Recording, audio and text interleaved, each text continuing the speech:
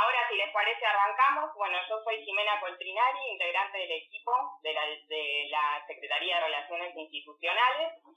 En esta oportunidad presentamos el segundo encuentro de la Comisión La Condición Humana en el Cine, en el marco de la Mesa de Trabajo de Personas Mayores de la Universidad Nacional de La Plata. Bueno, la Secretaría de Relaciones Institucionales coordina esta mesa de trabajo. Muchos de ustedes ya lo saben que participaron del encuentro de presentación. Laura Mariani está a cargo de esta comisión y con la colaboración especial de Maximiliano Curcio. Bueno, antes de brindarles la palabra a ellos, así no perdemos mucho tiempo en la presentación y podemos aprovechar más para la presentación de Maxi y de Laura, y después ya damos paso al intercambio, a las consultas. Quería hacerles una invitación en nombre de la Mesa de Trabajo de Personas Mayores para participar mañana del cuarto encuentro del Día Mundial de Toma de Conciencia del Abuso y Maltrato en la Vejez, que se va a realizar en esta misma sala. Pueden ingresar con el mismo código de acceso y contraseña, ¿sí? También van a encontrar toda la información en las redes sociales a las 14 horas. ¿Sí? Así que bueno, los invitamos y también esperamos que puedan compartir esta invitación, que es muy importante. Por cuarto año consecutivo la mesa de trabajo hace esta conmemoración. ¿Sí? Así que bueno, muchas gracias por participar, esperamos que puedan estar mañana. Y bueno, les doy el pase a Maxi. Muchas gracias, disfruten el encuentro. Gracias. Bueno, Maxi, te escuchamos. Empezaría vos. Arranco. Ok, bueno, gracias, Laura. Bueno, hola a todos que están allí del otro lado.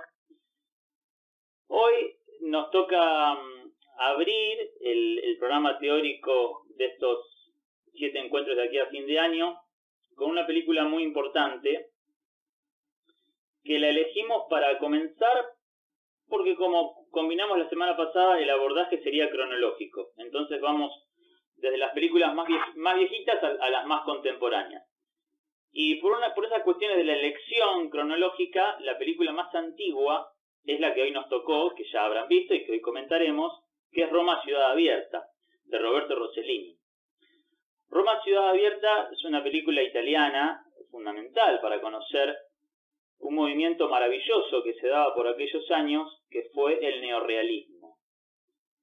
El neorrealismo es una vanguardia muy interesante, muy homogénea estéticamente, contrario a lo que quizás ha ocurrido en el cine cuando existen determinados estilos o movimientos vanguardísticos que surgen en contraposición a lo que es el mandato más hegemónico o industrial, y se buscan ciertas estéticas divergentes e independientes de producir cine, y ahora vamos a charlar algunas de esas características. Pero lo que diferencia al neorrealismo, que como toda vanguardia surge como una posibilidad de verdad, de relato alternativa a lo que el cine industrial suele querer imponer, es la homogeneidad.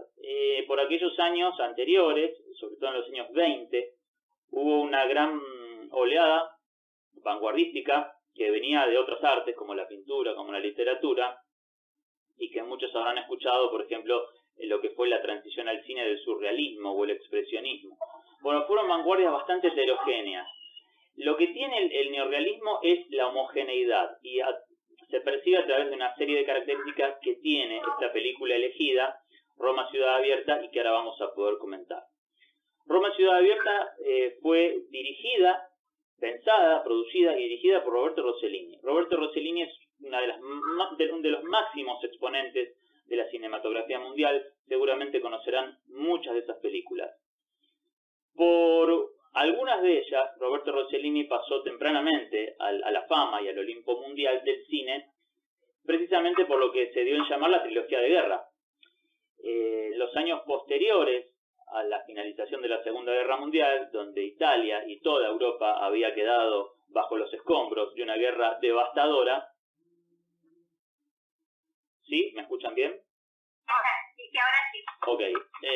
Decía, en las postrimerías de la guerra terminó en 1945, esta película es de 1945, imagínense la inmediatez para capturar ese momento histórico bajo un formato audiovisual, ¿no? Dar una impronta estética y dar una mirada lúcida, comprometida y presente de algo que estaba ocurriendo ya, ayer, hoy. Siempre hablamos de que el arte reflexiona de alguna manera sobre la condición humana y los episodios que hacen al evolucionar del ser humano de su tiempo, pero que con la distancia cronológica que da el tiempo, con esa distancia en la mirada, uno puede llegar a tener un juicio un poco más acabado por la propia decantación que te da el tiempo para poder elaborar determinado suceso. Bueno, esto fue producido inmediatamente determinada la guerra, ¿no? Esa urgencia de testimoniar. Y Roberto Rossellini, como decía recién, sin querer dispersarme demasiado, contribuyó a este cine testimonial con una trilogía de guerra. Fue la famosa trilogía que inició con Roma Ciudad Abierta, que continuó con Paisá y que finalizó con Alemania Año Cero. Entre 1945 y 1948, Roberto Rossellini dio su mirada comprometida de la guerra. ¿Por qué es importante el neorrealismo?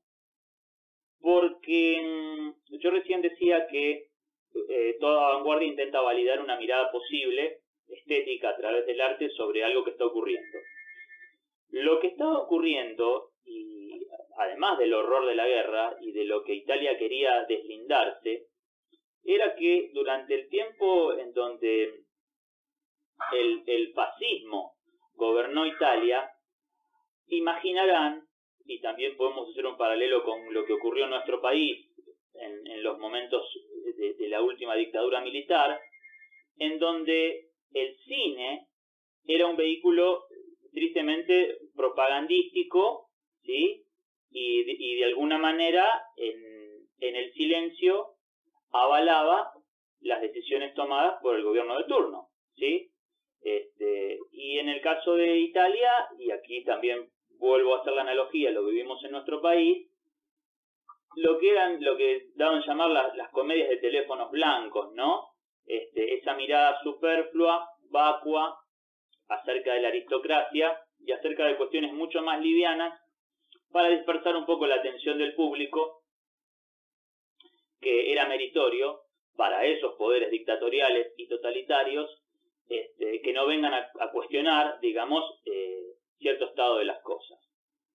Entonces, es allí cuando un grupo de cineastas independientes, insurgentes, rebeldes, revolucionarios, con Rossellini y tantos más a la cabeza, fundan este movimiento, ¿sí? Italia estaba atravesando momentos muy complicados, Europa entera, pero bueno, estamos en Italia y realmente la industria estaba devastada. Los famosos estudios cinematográficos Cinecittà, los míticos estudios italianos, se habían convertido en campos de concentración, en campos de refugiados. Y se salía a filmar a las calles, ¿sí? Los estudios Cinecittà que luego se levantarían de sus mismos escombros y que en los años 60 y 70 el maravilloso Federico Fellini, por ejemplo, los hiciera tan suyos para rodar sus obras. Pero esto, 20 años o 30 años antes, era casi imposible. No había condiciones de filmación. Con esas condiciones nulas económicas para filmar es donde el neorrealismo hace, digamos, su bajada estética y su concepción, digamos, argumental y teórica, que sería el centro convergente del movimiento, porque justamente a través de la escasez de recursos potenciar el lenguaje cinematográfico. Se filmaba en escenarios naturales, se filmaba en las calles con un fuerte sesgo documentalista, se filmaba con luz natural, ¿sí? Había que abaratar costos, el sonido era directo, era sonido de lo captado en la calle, no era que se doblaba el sonido en los estudios como ocurre con las grandes producciones. Se recurrían muchas veces a actores no profesionales. Todo esto que cuento eran las condiciones de suma artesanía en donde el neorrealismo dio vida, porque no solamente por las pésimas condiciones económicas que atravesaba la industria y sus trabajadores trabajadores, sino porque el acceso y la visibilización de esta urgente verdad, en donde el cine se comprometía a testimoniar la condición humana y la condición de sus pares en el medio cinematográfico, era la manera de mostrar en el despojo y en la crudeza acceder a la verdad, sin ningún artificio. Y ese artificio, o esa falta de artificio, mejor dicho, es lo que explico, que tiene que ver con las decisiones estéticas. De rodar sin ningún tipo de aditamento visual ni sonoro. Y bueno, justamente en ese acceso de la verdad es a través de lo cual sentían estos directores, Rossellini, Visconti, Vittorio De Sica, el guionista Cesare Sabatini y tantos otros más, sentían que era meritorio llegar al gran público con este nivel de compromiso y de identificación, ¿sí? Identificarnos con caras y rostros comunes que no son los rostros de las estrellas y de las clases sociales acomodadas que querían justamente imponer el cine pasatista que, bueno, pululaba allí por Italia, digamos, de una década para atrás, de lo que estoy contando, que es en 1945. Así es como llega al mundo esta película, impactando notablemente, mostrando una nueva forma de hacer cine, volviendo a la raíz primal del cine despojado, repito, de todo artificio, y que casi que fue, digamos, la punta de lanza del nacimiento del cine como artificio absolutamente novedoso que dotaba de movimiento a la imagen, patentado por los hermanos Lumière en los albores del siglo XX, que no es ni nada más ni nada menos que testimoniar, ¿no? La función documental de testimoniar, aquí amalgamada con la ficción. Porque esta historia de esta película que vieron y que ahora vamos a comentar, es una recreación ficcionada de hechos reales. En realidad hay una gran recopilación histórica llevada a cabo por Rossellini y compañía en recabar datos de historias que realmente ocurrieron, ¿sí? Como es el asesinato de una mujer embarazada, como es el asesinato de un cura, como es la delación, ¿sí? Y bueno, bajo esta recopilación de crónicas y hechos nefastos de la época, testimoniar lo que estaba ocurriendo política y socialmente. Y ficcionar muchas de las cuestiones que vemos en la película, pero bueno, con un fuerte arraigo en lo que era esa tremenda realidad. Así que este es digamos, mi presentación a grandísimos rasgos, que luego profundizaremos en los intercambios, pero así es como nació Roma Ciudad Abierta en 1945, una película fundamental para comprender el neorrealismo, piedra angular del cine de Roberto Rossellini, cuya carrera luego se abriría a otros horizontes. Roberto Rossellini, cuento esto brevemente para poner en contexto la figura, conocería a Ingrid Bergman y trabaría con ella una relación no solamente sentimental, bastante polémica, sino también profesional, que se prolongaría por media docena de películas y donde abordaría lo que es, bueno, la soledad del ser humano, ¿no? Las relaciones vinculares en otro orden a lo largo de los años 50, y después se volcaría a un proyecto. Miren, estamos hablando justamente del cine testimonial y del cine como instrumento pedagógico. Bueno, qué mejor que Rossellini, que tenía un proyecto utópico pedagógico educativo bastante ambicioso, de llevar grandes nombres de la figura, grandes pensadores, grandes filósofos, grandes científicos e inventores a un magno proyecto televisivo que finalmente, bueno, quedó un poco a mitad de camino, pero eso habla de la gran cabeza creativa de este hombre, que nunca dejó de reinventarse y que, bueno, dejó para la posteridad toda una serie de películas que espero que puedan conocer, y que me guardo para el final un dato que, si me olvido, Laura, haceme acordar que lo diga, que tiene que ver con una recomendación para quienes vieron esta película. Hay una novela y un documental acerca de esta película que lo dejo para el final, para recomendar. Bueno, muy bien. Bueno, pensamos que Max iba a hacer la presentación y luego yo desde mi lugar yo les diría que el objetivo principal de mi presencia, que he dado esta idea, es precisamente esto, vernos varios, y saber que somos un grupo de pares en algo que nos une, que puede ser muchísimas cosas, una de ellas es el cine.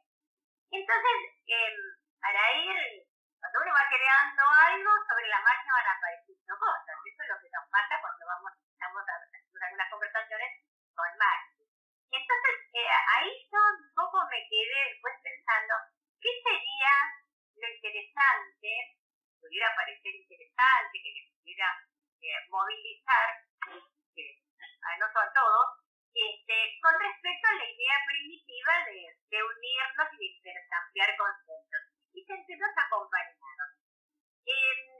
Un poco creo que lo decía el otro día, pero bueno, ni yo tampoco me acuerdo exactamente lo que dije, pero la referencia fundamental era que se generara el intercambio de pensamientos, de conclusiones, de sentimientos y lo que eso nos iba a enriquecer.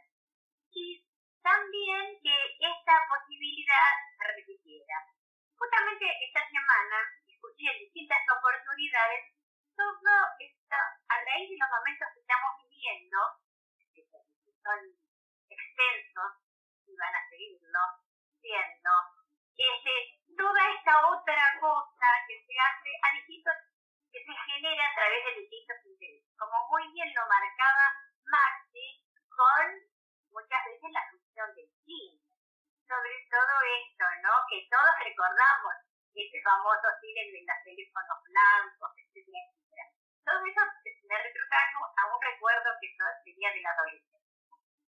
Primeramente, para tratar de organizarme como también especialidad, una de las zonas de hablar en público, de hablar sobre cine específicamente, tomé 2 o 3 frases que me parecieron importantes y que compartí con alguna persona que después me comuniqué después de ese encuentro. Y realmente, que ya habían visto la película, ¿no? Y también pasó el otro día en la reunión que una persona que estaba, cuando escuchó los títulos que más o menos barajábamos, dijo, podríamos ver algo más liviano, ¿no? Como diciendo. Y nos quedamos todos como, ¿de qué manera responderle? Si era realmente teníamos deseo de ver cosas livianas o qué era lo que teníamos deseo de ver. Era algo que esto se va armando sobre la marcha. Este grupo, como cualquier grupo que se conforme de cualquier tipo, sea familiar, sea de amigos, sea de desconocidos, sea de trabajo, se va creciendo y tiene vida propia. Yo sí lo marqué porque me parece importante compartirlo. Los que hicimos la especialidad del grupo, eso nos quedó más grabado todavía cuando lo fuimos poniendo en práctica, porque con las mismas pautas para hacer algo surgían cosas. Bueno, entonces tenía como que hacer un registro.